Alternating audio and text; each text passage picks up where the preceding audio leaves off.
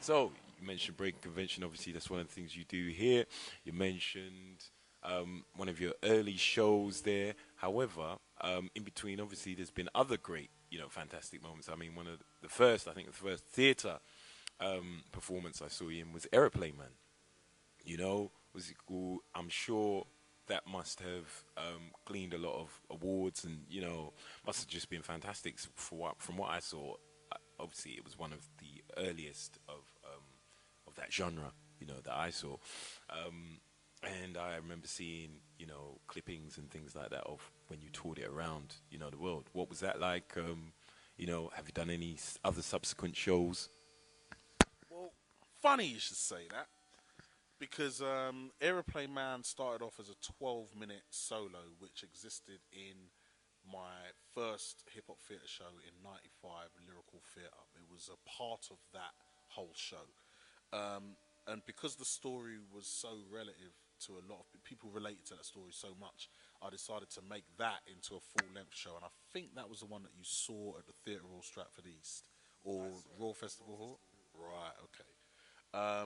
And yeah, that show was phenomenal at that time. I think it really connected with a lot of people because a lot of the first, second generation black folk here had were asking that question: Am I British? Do you know what I mean? Am I English?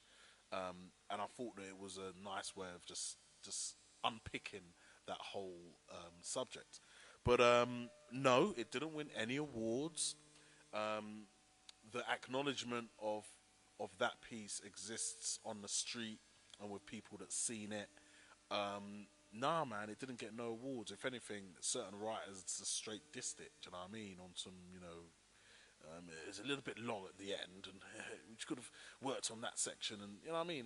And also, I wanted to get it out there and on some commercial level of West End theatre because I thought that of all of the shows in West End, that show sums up London right now. Do you know what I mean? There's no other show in the West End that really can look at what London is. Enough people come to London, yeah, especially from places like America, maybe expecting like tea and crumpets, and then when you see just exactly how many people of color live here, you'll go Peckham and you'll think it's Lagos. Do you know what I mean? You'll go like Stamford Bridge and you'll think it's Jerusalem.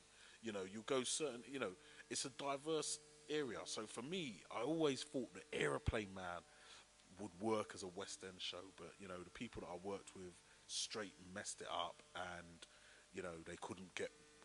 I don't even know the reason why they couldn't market that show, but you heard it here, not even from me. D Cosmic, he tells you how the show related to a whole heap of people. But since then, I've made some other works.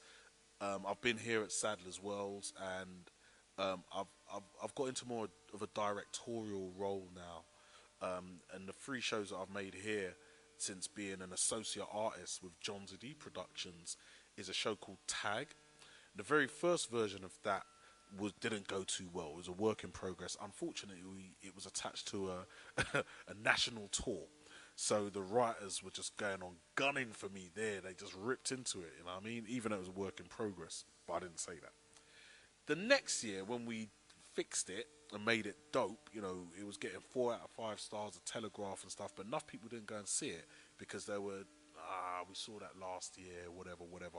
So all them people that saw Tag 1, you don't know what you're missing when you see Tag 2. Do you know what I mean? Just pay your money and go to the theatre and check it out anyway. But anyway, after that, I did a piece called Ivan, which was with me and my wife. And it was a story of our experience in Jamaica undergoing the terror of Hurricane Ivan. And it was our response to it. And we still haven't redone that piece. That was another work in progress. But it was a beautiful piece, really loved it. I nearly had a divorce while working on it, but other than that, that's cool. But, you got to be a strong person to be able to work with your spouse. That's all I'm saying, you know what I mean? So did you work with her again? Of course I will. Anyway, so and then the next piece I did, moving swiftly on, is a piece I'm working still on at the moment. A piece called Marcus the Sadist. Yeah, I've seen that one. Oh, you've seen it? Okay, well, I really liked it. Maybe you can share with the audience what you think of it. Oh well, I mean, I suppose it's a lot for the youth of today. Talking about hip hop, and it goes through how a young, talented rapper gets caught up in the game, as it were, and originally having a set of ideals, gets, you know, if you like, under the arm of unscrupulous money making individuals who themselves are not, individuals. They are actually kind of, if you like, being controlled by other organizations, or being steered in certain ways. And it just shows how basically, you can get eaten up by the game if you basically don't care or you don't stay true to your ideals.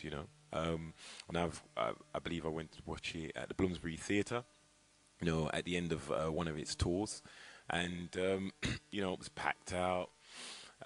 People loved it, and there were a lot of youth there as well, to appreciate it. You had Bashi in the main role as Marcus. How did that come about?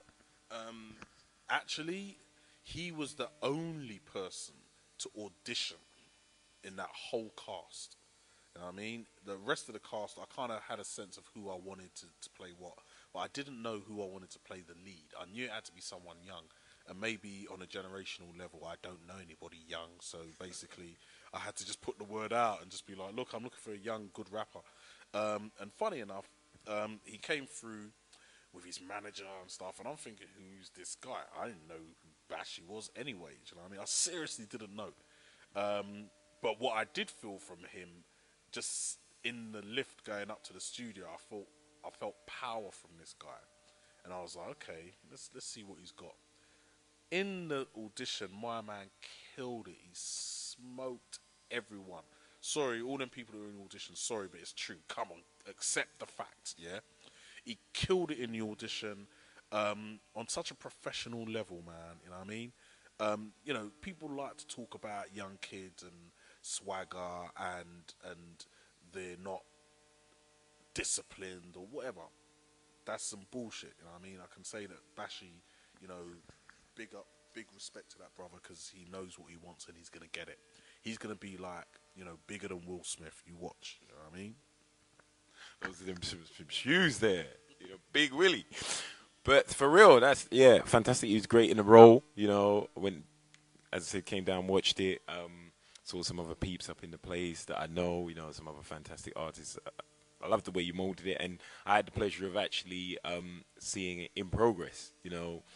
People. So about, I think, a good year before it actually came out. My man was working on it here. And it was some hot stuff. If you look just below the screen, there is a link to the Marcus Asadas trailer. So you need to click on that, and you'll see what we're talking about. Okay, the man's been in the game. He knows how it all works. He's thinking ahead of the game, right?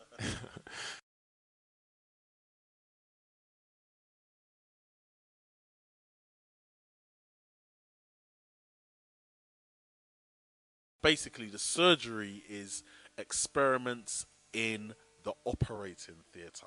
Yeah, it's open art surgery. You know what I mean? What we're doing is we're working on ideas and we present them to the audience in their raw working in progress form so the audience can then give us feedback on what they've seen. It's a chance for MCs, dancers within the hip hop disciplines to be able to come through to see ways in which they can make theatre. I see this as a service to the hip hop theatre genre, you know what I mean? And it's an amazing show. I can't tell you what it's going to be like because we work out what we're going to do the week before, and then we have a few rehearsals. And I think that the impromptu, quick off the mark ness of hip hop culture allows this event to happen.